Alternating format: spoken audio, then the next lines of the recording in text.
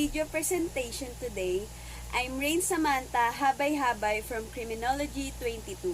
I'm here today to talk to you about anthropometry, portrait parley, DNA fingerprinting, forensic odontology, forensic serology, and forensic anthropology. The first that I want to talk about is anthropometry. It is the first system of identification designed by Alphonse Bertillon. In 1879, he proposed a method of identification using anthropological body measurements. It is identifying a person based on his or her anatomical features to identify repeat offenders.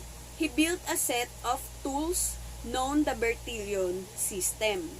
It is used to measure certain anatomical traits of a person, including 11 different body measurements such as the height, length, and breadth of the head, the width of cheeks, the length of different fingers and forearms, etc. These are some examples of anthropometry.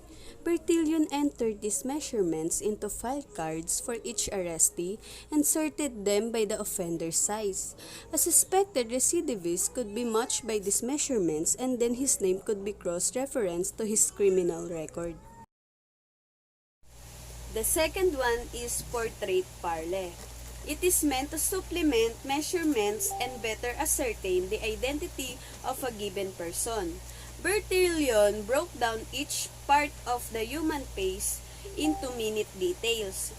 The nose, for example, had 6 key descriptive features: root, tip, dorsum, base, height, and breadth. The key facial features, the hair and beard, were described as well as the arms, legs, and general appearance. Race and skin color were mentioned too. Here's some examples of portrait parley. We use portrait parleys for finding suspects and missing persons because of the roughness of the descriptions. The third one is DNA fingerprinting. It is method of isolating and identifying variable elements within the base pair sequences of DNA.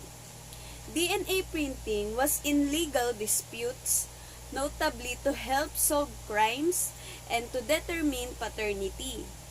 Since its development, DNA fingerprinting has led to the conviction of numerous criminals and to the freeing from prison of many individuals who were wrongly convicted. Here's some examples of DNA fingerprinting. DNA fingerprinting is also a viable tool for confirming pedigree in animals such as purebred dogs and race horses. The fourth one is forensic odontology. It is the application of the law to the field of dentistry. It includes the analysis of dentition and bite marks for purposes of identification, and to identify of bite marks in another substances such as wood, leather, and foodstuffs. Here's some examples of forensic odontology. Bite mark comparisons as evidence to aid in criminal investigations. Sometimes saliva can be swabbed from bite marks, which can be a source of DNA evidence. The fifth is forensic serology. It helped to capture killer by finding and studying bodily fluids that are left at crime scenes. These fluids include blood, semen, and saliva. A forensic pathologist can determine the identity of these bodily fluids through specific tests and then further test the fluids to determine whom they came from. Here's some examples of forensic serology. One important aspect of serology is determining whether or not stains resembling blood found at a crime scene are actually blood or some other stain that bears a similar resemblance. The sixth is forensic anthropology. It is to analyze human remains. typically in criminal investigations. Their study of human remains aids in the detection of crime by working to assess the age, sex, stature, ancestry, and unique features of skeleton, which may include documenting trauma to the skeleton and its postmortem interval. Some examples of forensic anthropology.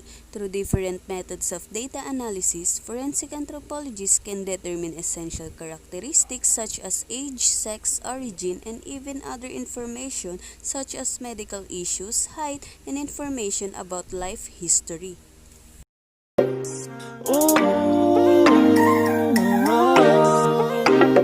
11 get peso calling. Look at you girl, ang ganda-ganda mo. The way you smile makes me high, parang iba na to. Iba